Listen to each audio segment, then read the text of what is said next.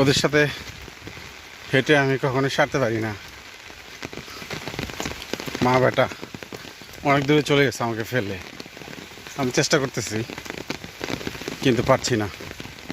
তার মানে আমার বডির ইমিউনিটি অ্যাক্টিভিটি কমে গেছে। বৃষ্টি নামলে মোটরসাইকেল নিয়ে বিদ্যালয়ে যেতে পারি না, হেঁটে যেতে হয়। কিছু রাস্তা কাঁচা আছে এর জন্য। তো হাঁটা এটা আমরা তিনজনই উপভোগ করি, কারণ হলো walking is good for health.